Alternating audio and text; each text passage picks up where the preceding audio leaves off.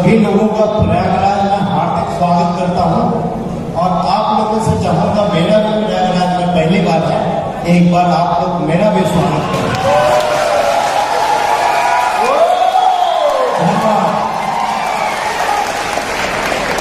आखिर मेरा वक्त आ गया।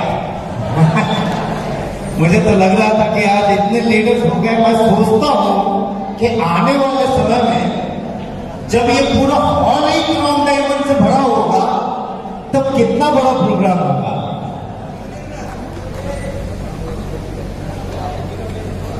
दोस्तों, बहुत अच्छा लग रहा है। पहली बार फर्स्ट टाइम आया हूं मैं प्रयागराज।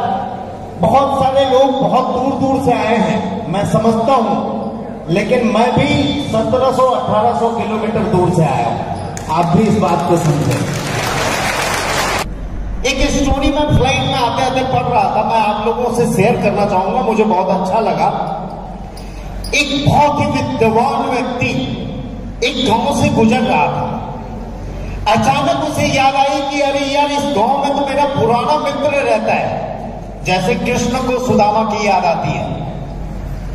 तो बोला 10 किलोमीटर का ही दूरी है, मैं इधर से जा ही रहा हूं, तो उस मित्र से मिलते हुए चलता हूं। अभी तो बहुत बदल गया होगा, पहले तो बहुत गरीब था। जाते जाते जब वो मित्र के घर में गया तो पता चला अभी भी हालत वही है, वही झोपड़ा में रह रहा है। 3 भाई हैं, एक बड़ा भाई, एक छोटा भाई और एक वो उसका मित्र। तीनों भाई मेहनत में कोई कमी नहीं है। मेहनत क्या करते थे ये बताता हूं। उनके घर के बाहर ही फली लगा हुआ था, फली का पेड़। वो लोग सुबह सुबह उठते थे, जल्दी एकदम, बहुत मेहनत करते थे। अर्ली मॉर्निंग उठते थे, फली तोड़ते थे और दूर बाजार में जाके बेचते थे।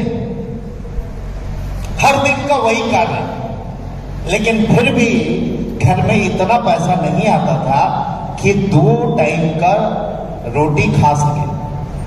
अब ये मित्र आ गया वहां। अब इन लोगों ने जो खाना जुगाड़ किया था वो ऐसा था कि 2 ही आदमी खा सकते थे, उससे ज्यादा नहीं खा सकता था। तो बड़े वाले भाई ने ये बहाना बनाया कि मेरा आज उपवास है, और छोटे भाई ने बोला मेरे पेट में गड़बड़ है। ये दोनों बहाने बना के ये दोनों मित्र और ये मित्र दोनों आराम से खाना खाए। तब रात भर उसका बुद्धिमान मित्र सोचता रहा कि आखिर ऐसा क्या है कि लोग मेहनत भी कर रहे हैं लेकिन सफलता तो नहीं मिल रही है। मेहनत तो कर रहे हैं लेकिन सफलता नहीं मिल रही है। उसने क्या किया, रातों रात बाहर जाके वो फली का पेड़ तोड़ दिया, पूरा काट छाट के बराबर करके रातों रात भाग गया। जब गांव वाले आए और ये हालत देखे तो बहुत गालियां दी। बोले तेरे दोस्त कैसा दोस्त है यार, तेरा एक जहां से जीवन यापन चलता था उसी को काट दिया और निकल गया, ये किया वो किया, बहुत सारी बातें। 2-3 साल के बाद वही बुद्धिमान मित्र फिर से उस गांव से गुजर रहा था। बोला चलो देखते हैं क्या हालत है। तो दोस्त के यहां पे जब गया तो देखा वहां झोपड़ी नहीं है, वहां आलीशान बंगला बना हुआ है। जाने के बाद यह भी डर था कि गांव वाले पीटेंगे क्योंकि पेड़ काट के निकल गया था। तो देखा तीनों भाई आके उसके पैर में गिर गए और बोले अगर तू वो फली नहीं काटता तो हम बाहर की दुनिया देख नहीं पाते और ये अचीवमेंट नहीं हो पाता। मेरा कहने का तात्पर्य यह है दोस्त कि शायद आप किसी संकुचित जगह पे अटके हुए हैं। बाहर की दुनिया दिखाने के लिए ये प्रोग्राम आपको लाया गया है, आपके शहर में, आपके अपने शहर में, और ये सहारा लेके आप भी अपने जीवन में सफलता हासिल कर सकते हो। ये इलाहाबाद वाली तालियां नहीं लग रही है,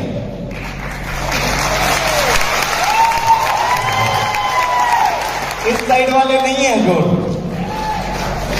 इस साइड वाले का इलाहाबाद में अभी एक नियम आ गया है कि महाराष्ट्र से खासकर कोई आएगा तो कोरोना टेस्ट करना पड़ेगा। मैं अपना कोरोना टेस्ट 2 घंटे दे के 3 घंटे फ्लाइट में जर्नी करके फिर आपके पास यहाँ पे आया हूँ। मेरी एनर्जी अभी भी बची हुई है। और मैंने भी आपकी तरह कुछ खाया नहीं है।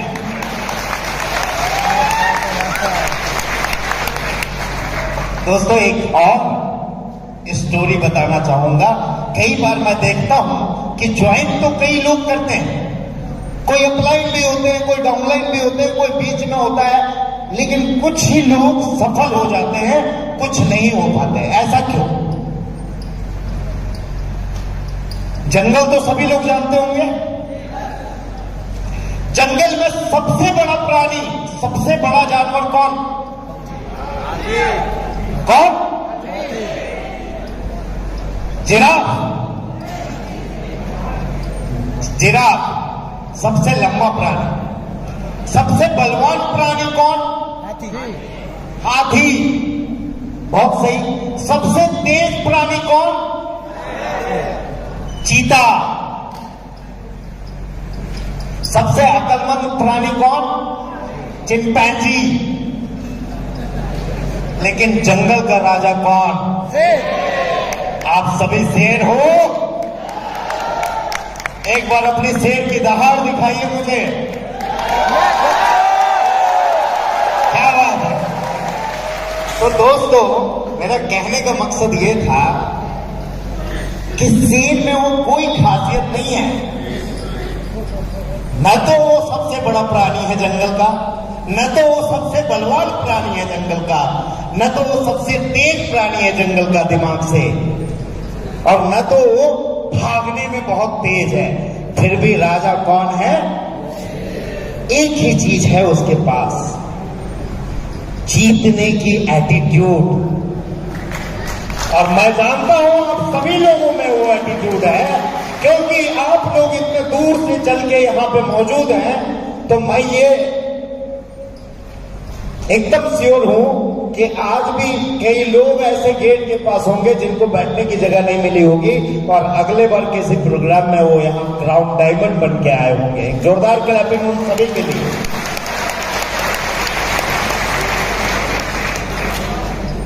कई लोग ये भी सोचते हैं, मैं एरोनॉटिकल इंजीनियर हूं, मैं आपको बता दूं, ना मैं नेटवर्कर हूं ना आईटी वाले हूं। कई लोग जानते होंगे नेक्स्ट मनी बनाया है तो आईटी इंजीनियर होगा। नहीं, मैं आईटी इंजीनियर नहीं हूं, मैं एरोनॉटिकल इंजीनियर हूं, विमान का इंजीनियर। उसमें एक सब्जेक्ट होता है एवियोनिक्स, यानी उसके ये इलेक्ट्रॉनिक पार्ट वाले। वेलकम, कोई बड़ी बात नहीं हुई। लेकिन मेरी दिशा कुछ और ही थी और भगवान का आदेश कुछ और ही था, इसलिए आप सभी के सामने हूं। एक चीज मैंने सीखा उस सब्जेक्ट से। आपको एक और चीज बता दूं, हमारी एजुकेशन सिस्टम, मैं एजुकेशन सिस्टम को गलत नहीं बोल रहा हूं, आपको ये जान के आश्चर्य होगा कि हमारी जो प्रेजेंट एजुकेशन सिस्टम है, हमारी सफलता में उसकी भागीदारी मात्र 1% की है। कितने परसेंट की? ओनली 1%। 99% आप जो सीखते हो, आप जो करते हो, और आप जिन चीजों को, जिन आदतों को समाते हो, वही आपकी सफलता डिसाइड करता है। यानी जिसके लिए हम 12 साल और 18 साल मेहनत करते हैं, उसकी हमारी सफलता में भागीदारी मात्र 1% होती है। और वो 1% से मैंने क्या सीखा ये मैं बताता हूं। आप लोगों को मालूम है ये हवाई जहाज उड़ती है, ठीक है, हेलीकॉप्टर उड़ती है, और बहुत सारे ऐसे चीजें हैं जो बनाई जाती है, ये एरोडायनेमिक्स के रूल के हिसाब से बनाई जाती है। उसे क्या बोलते हैं? एरोडायनेमिक्स। अगर हवाई जहाज में कोई भी चीज एरोडायनेमिक्स के रूल को फॉलो नहीं करती होगी या हेलीकॉप्टर में नहीं करेगी तो वो उड़ नहीं पाएगी। लेकिन एक बात जान के आश्चर्य होगा, कई बार कई लोग सोचते हैं ये तो बड़े लोगों का बिजनेस है, ये तो भाई वो बोलता है स्टेज में इसीलिए वो बिजनेस कर लेता है, ये तो टेक्निकल नॉलेज है इसलिए बिजनेस कर लेता है। ये टेक्निकल नॉलेज से एक बात याद आई, दुबे बंधुओं के लिए शुरू शुरू में जब ये लोग ज्वाइन किए थे तो ऐसे ऐसे क्वेश्चन मुझे पूछते थे, मैं बोलता था भगलो ये आता है क्या। आज वो लोगों ने एक इतिहास रच दिया, इलाहाबाद में इतना बड़ा प्रोग्राम कर दिया। एक बार जोरदार क्लैपिंग चाहूंगा। मैं कई बार विनोद को बोल चुका हूं, लेकिन मुझे अच्छा लगता है कि कई लोग इमोशन में ले लेते हैं और इस सर ने मेरे को ऐसा कैसे बोल दिया। विनोद मैंने कितने बार आपको डांटा होगा और बहुत बार बुला भला खाया होगा। सर जितनी बार डांटे उसको अलग तरीके से ले लिए। धन्यवाद। तो इनको मैं कई बार ऐसे ऐसे क्वेश्चन लेके आते थे, मैं बोला भगलो तुमको ये भी समझ में नहीं आता, लेकिन आज इन्होंने इतना बड़ा इतिहास बना दिया, तो धन्यवाद करना चाहूंगा इन्हें। हाँ, हम बात कर रहे थे एरोडायनेमिक्स की। एरोडायनेमिक्स के रूल में जो नहीं बैठता है वो उड़ सकता है क्या? एक शब्द में बोलिए, एरोडायनेमिक्स के रूल में जो नहीं बैठता है वो उड़ सकता है क्या? नहीं, इम्पॉसिबल। लेकिन एक बात जान के आपको आश्चर्य होगा, भौरे को उड़ते हुए देखा है? Yes sir. भौरा बिल्कुल भी एरोडायनेमिक्स रूल में नहीं बैठता है, फिर भी वो उड़ता है। ये वाली नहीं, इलाहाबाद वाली। क्यों उड़ता है मालूम है? क्योंकि उसे आज तक किसी ने ये नहीं बोला कि तुम यार इस रूल में बैठते ही नहीं हो, तुम उड़ ही नहीं सकते हो। जिस दिन उसे कोई ये मैसेज दे देगा कि तू उड़ नहीं सकता है, उस दिन से भौरा उड़ना बंद हो जाएगा। उसे ये पता है कि मैं उड़ सकता हूं।